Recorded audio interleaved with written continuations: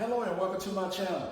In this video segment, what we're going to do to the 63 Ford Fairlane, we will be reinstalling the brake shoes, the brake drum, and also reinstalling the gas tank. And if you're not a subscriber, just hit that little button over to the right and become a subscriber right away. Let's get started. These are the parts that we will be reinstalling back onto the Fairlane. Hopefully you see my last video. We installed the differential, and if you have not, make sure you go back and see that.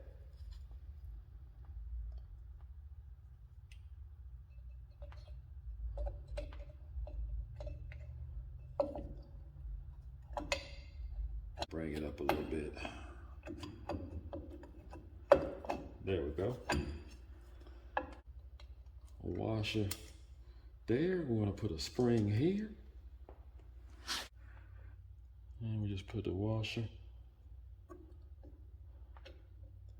We're going to put it right in the center of the pin. And we'll turn it so it'll lock. Make sure we got it in there good. Bring the bracket and we're going to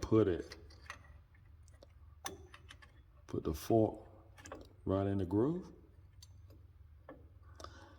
That'll be for our parking brake. Now we'll put on the other brake shoe. We're going to slide in our pin. Let's put on our washer. Spring.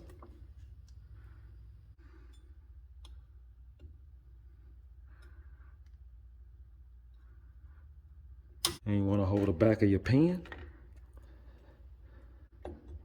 There we go. We're going to turn it. So we have that in.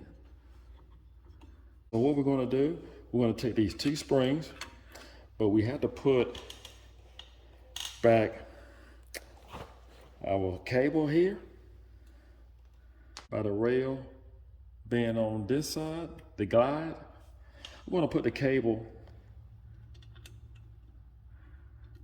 up here.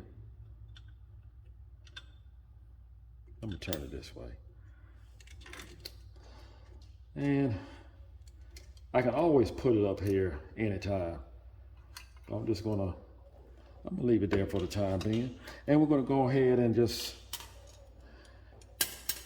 put our springs in place.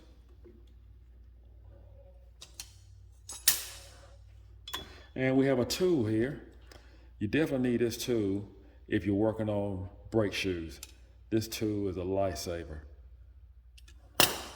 You can get it at any auto parts store.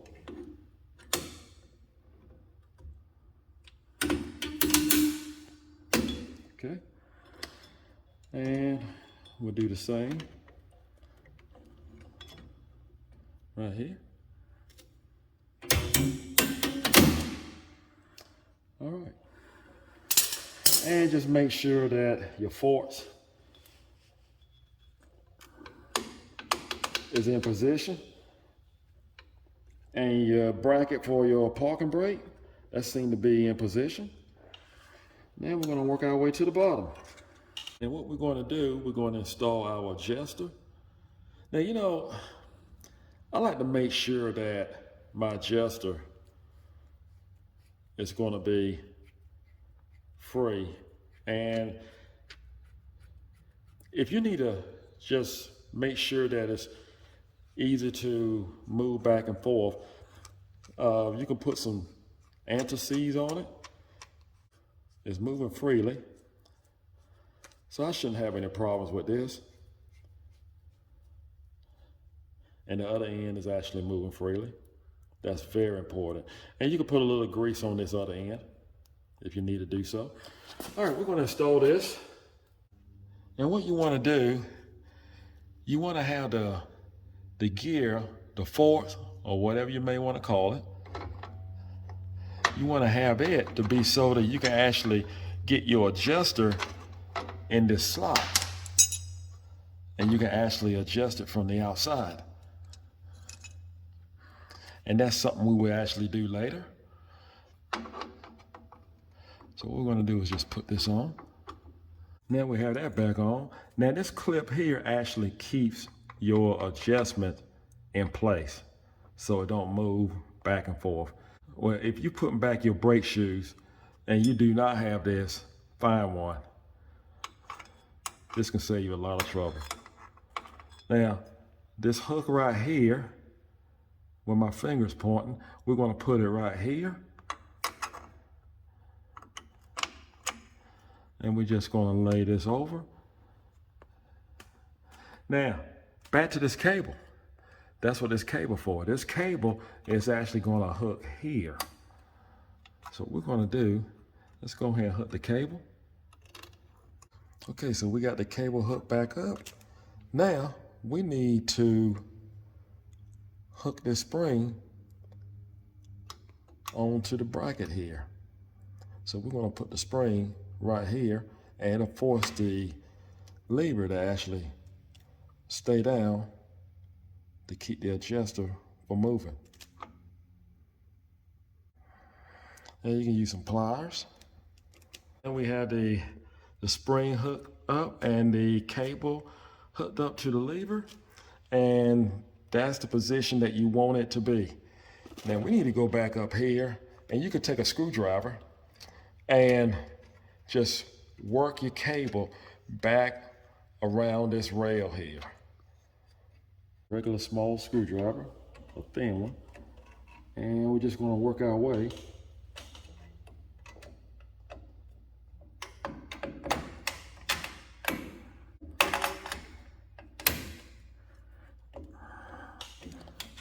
There we go.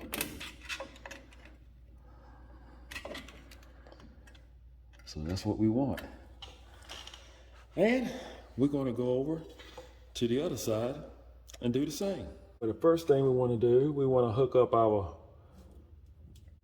parking brake, and we need to bring our cable straight through. And this is for the parking brake, this right here. And we want to hook that up. Just want to turn the shoe over, just snap it in the cable. We got the cable in, and just make sure that it's actually in all the way here. We pull it all the way out so it actually lock and it won't go back. Now we're going to put the shoes on, and again, we need our pin.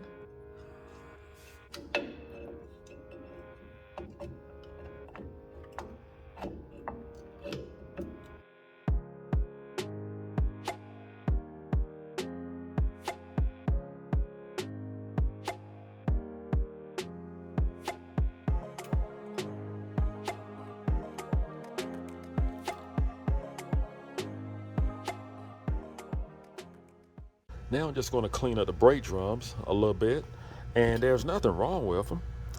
As a matter of fact, the pads that I put back on the Fairlane was fairly new. And what we're going to do, just want to clean them up and repaint them. All right, just put it in the Varsol vat. And you can wash it off with some degreaser or anything, whatever you feel comfortable with. I just happen to have a Varsol vat nearby. The drum is in great shape. Why buy a new one if you don't have to? Just want to rinse out the inside here. These are the hooks for the gas tank strap, and it don't hurt to rinse those off. I went ahead and a wire brush and clean them up. Okay.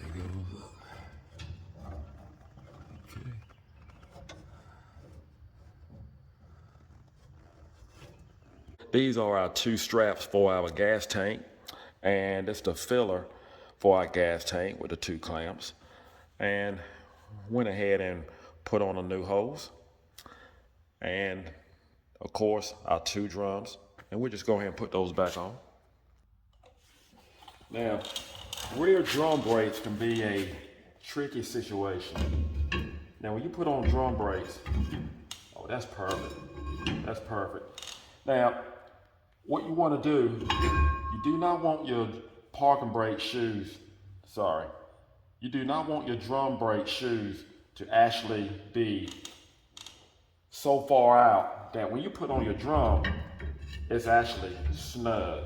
You do not want that. Now, the reason why I say the rear, adjusting the rear drum brake shoes, it's going to be tricky is because most of the time your drive shaft is hooked up to your transmission. In this case, it's not, but remember, we have positive traction differential here. So both of the wheels are going to turn.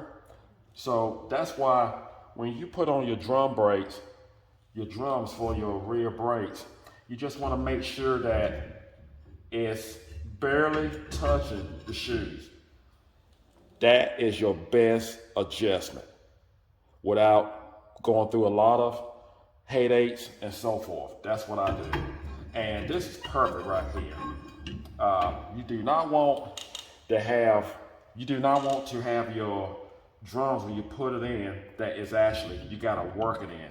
It'll be too tight. And what's gonna happen, if it's too tight, it's gonna build up friction, and it's going to eventually, some vehicles, it will lock up, and you don't want that. So if you have a vehicle that actually, the drums are overheating and they are locking up, it's because it's too much friction. Either that or your hardware is not correct. But most likely, if your hardware is correct and your drum brakes are locking up, that's heat and it's building up too much friction. So you do not want your shoes to actually be touching your drum when you put your drum on. So this is perfect right here. That's perfect right there. Now we're on the right side of the vehicle. That's good. That's good. Again, I do not want to feel my shoes, the rear brake shoes, actually on the side of the drum. I just don't want to feel that. You do not want to feel that. Okay, and I want to say another thing too.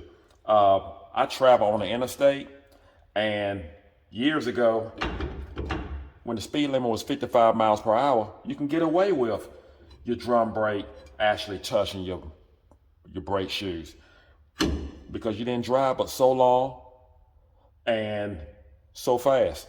But now I drive an average of 70 miles, 70 to 75, and I don't need that heat, that friction to actually build up on me, because it will.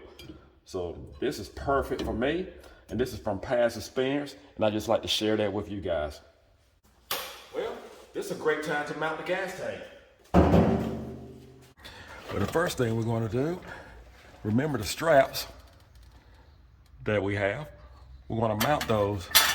And guys, I have to say, I had to keep this up here just to remind myself that whenever I get ready to put the gear oil in, what type of gear oil to actually put in.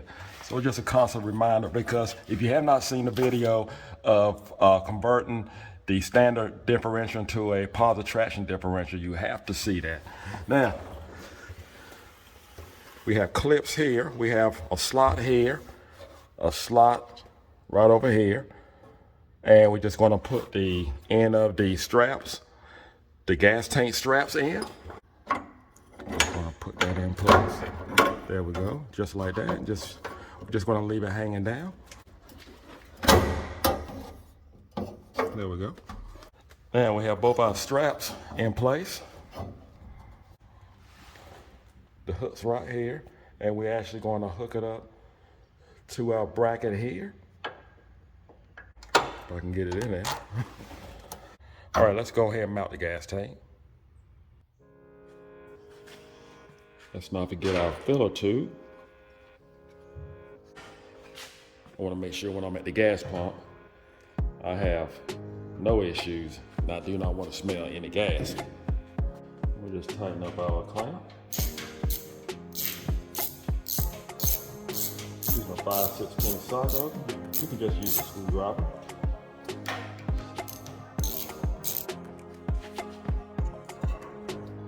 And let's not forget to put one up here.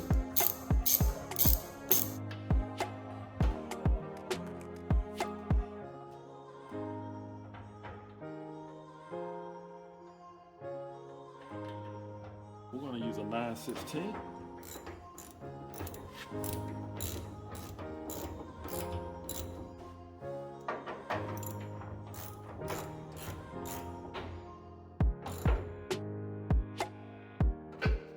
That looks good. I must say so myself. That looks great. Now we're not going to just stop there. We're going to put this fill line back on. So what I did was I completely removed this whole fill line, and I'm just going to make sure that it's not rusted or anything like that. And normally I replace a whole fill line, but this vehicle is in pretty good shape, and it was in an area where there was no rust. So I'm just going to make sure that it's clean, flushed out, and just inspect it real good, and we'll take it from there. Guys, the fill line is really in great shape. I really didn't see anything wrong with it, but I still have in the back of my mind, I may just go ahead and make a fill line, and I got to think about it. But I really can't find anything wrong with it. So if you want to use your fill line over again, just clean it up and just make sure you don't have any rust areas or any weather pitted areas, and you should be good to go.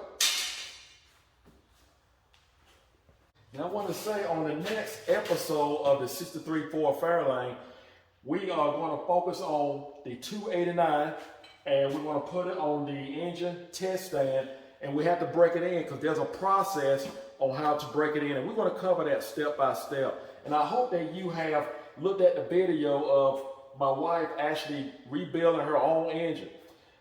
She wanted to do it all herself, and I look forward to seeing her work in progress. So stay tuned for more videos on the 63 Ford Fairlane as we break in the 289 engine that my wife had put together. I want to thank you for your support. Thank you for watching. If you're not a subscriber, do not forget to subscribe. Take care. God bless.